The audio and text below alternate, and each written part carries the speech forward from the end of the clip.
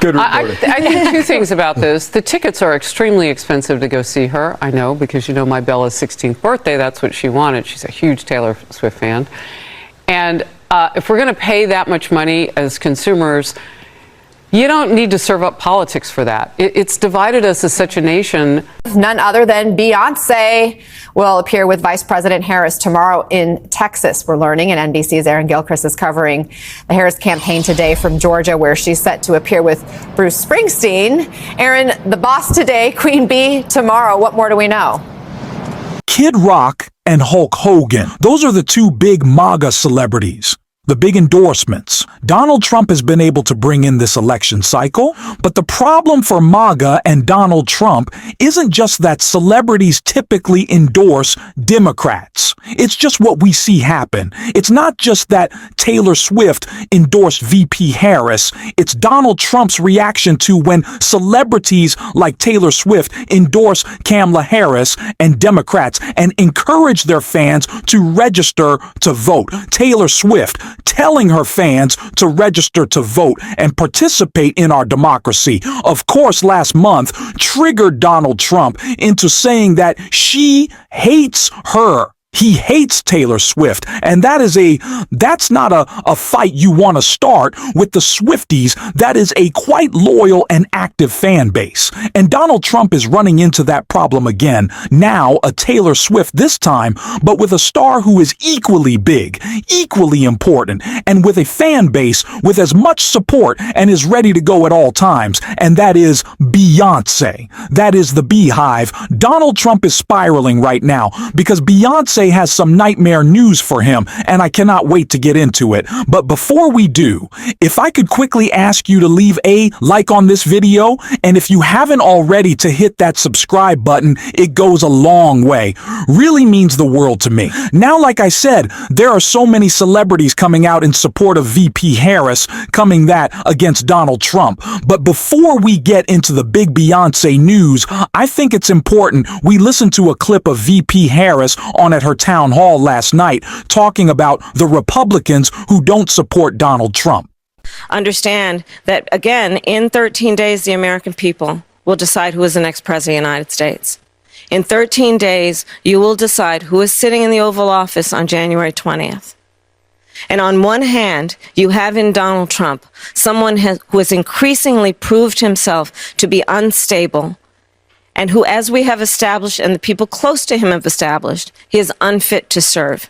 Somebody who, on January 20th, you can be sure, will spend full time, like we know, and we've seen the image mentally of him sitting in the dining room off of the Oval Office, watching for hours as people violently attack the Capitol. You can be sure, because he has said he would weaponize the Department of Justice to go after his political enemies, that you can look at a Donald Trump in the White House after January 20th, sitting in that Oval Office, plotting his revenge. He has talked about the enemies within. We haven't even raised that subject, Anderson. The enemies within. He's talking about the American people. He's talking about journalists, judges, nonpartisan election officials. He has talked about, as John Kelly has talked about, can he send the military after peaceful protesters? And he's going to sit there unstable, unhinged, plotting his revenge, plotting his retribution, creating an enemies list. I'm going to tell you, my list will be a list of how I address and continue to address the issues that you all are raising this afternoon and evening. It will be a to-do list about how we can impact the American people and lift up the American people and address some of the challenges that we continue to face. When we are talking about the Republicans who observe Donald Trump, the people closest to him who then came out against him, it's obviously important to make the clear case that they saw how dangerous he is, and that's why they're coming out against him. But we also have to remember that those same Republicans who put some sort of guardrails on the first Trump administration wouldn't be there in a second. It would be more dangerous. individuals like Kash Patel, Marjorie Taylor Greene, Matt Gaetz, Steve Bannon, and Donald Trump's administration making the decisions about how they are going to attack our country. And so that should be equally as scary as the dangerous warnings that we are seeing out of Donald Trump's former officials. But again, VP Harris isn't just getting support from former Republicans, and she's not just talking about those who aren't supporting Donald Trump. She's talking about the big names who are supporting her and coming out against Donald Trump. And I am so excited to play this clip of one of those big names being reported right here. None other than Beyonce will appear with Vice President Harris tomorrow in Texas. We're learning, and NBC's Aaron Gilchrist is covering the Harris campaign today from Georgia, where she's set to appear with Bruce Springsteen. Aaron, the boss today, Queen Bee tomorrow. What more do we know? This is news that a lot of people have been waiting to hear, whether or how Beyonce might show her support for Vice President Harris. And we have learned from three sources our team has that Beyonce will appear with Vice President Harris tomorrow in Houston, Texas. And the source says that Beyonce will perform during that appearance in Texas, obviously where she's from.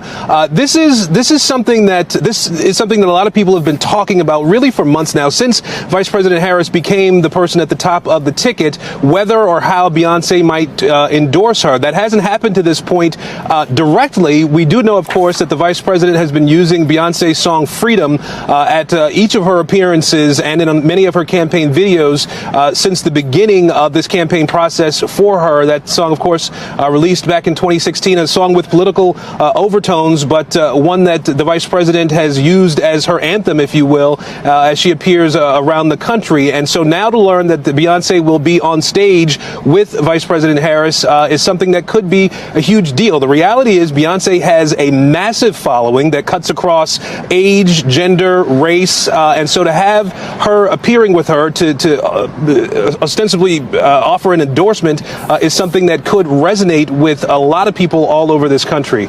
On absolutely nightmare news for Donald Trump, not only Beyonce coming out and support of VP Harris, but holding a rally with the vice president in her home state of Texas. And what is so important about this rally is that it is focused on the damage that Donald Trump has done to the lives of women across this country with his national abortion ban. So with Beyonce there, it will be only getting more national attention, national coverage on one of the most important issues in this election. But it's not the only example during the cycle of when Beyonce clapped back at Donald Trump. So before we get into a little bit more of this news, I want to check out this article. Beyonce threatens cease and desist over Trump's campaign.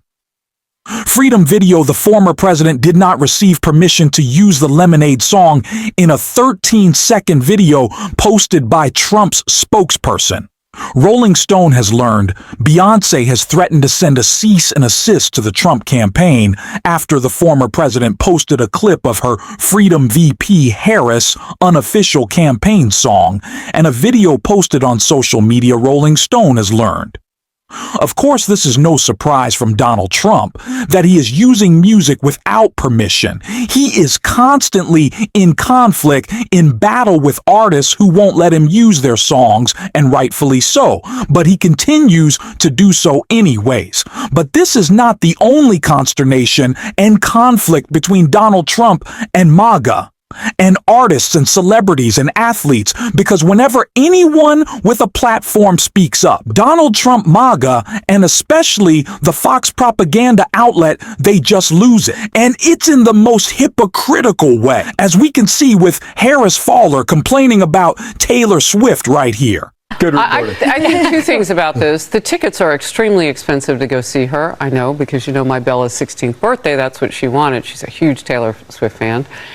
And if we're going to pay that much money as consumers, you don't need to serve up politics for that. It's divided us as such a nation. Why can't you go to a concert without that? She can vote any kind of way she wants. She can talk about it off stage. But when people pay to see you, just perform. And by the way, this is just my take on that picture. if you're a backup dancer, why are you in a suit? I mean, you can see that that's a blazer and those Yes, are pants. it's a guy. That's whoever it is wearing a suit. And I don't know, maybe is there a song where she sings, I went to the corporate office? Like, I don't know. What's funny about that clip, and it's just so ridiculous, is that was before Taylor Swift had even endorsed VP Harris. The only political action she had taken in the campaign thus far was encouraging tens of thousands of people to register to vote now. Isn't that something that we would want to support, having Taylor Swift's young demographic or audience get out and register to vote to be a part of the political process? Don't we want people with large platforms using them to encourage getting involved in our democracy? That seems pretty basic from Fox, but it's also pretty hypocritical when you think about who they bring on, who their celebrities, quote unquote, are, who they like to encourage to talk about how they feel about the election, like you can see in this clip right here. Now, Harrison, are you're supporting Hawley? Does this mean you're supporting Donald Trump? Well, I'm supporting the president that's going to be the most pro-life president. I think Donald Trump, topic that is the most crucial topic for me. I want us to be fighting for the most vulnerable, fighting for the unborn, and that's what we should prioritize, and that's obviously what Senator Hawley is doing as a man of faith. I mean, is there any equivocation about supporting Trump? I mean, if were it not for Trump, Roe versus Wade would have not been overturned, obviously. Right. I think you have to vote for whoever's going to be the most pro-life, and we have to be prayerful men that put God first, and I think that's what's going to be best for our country.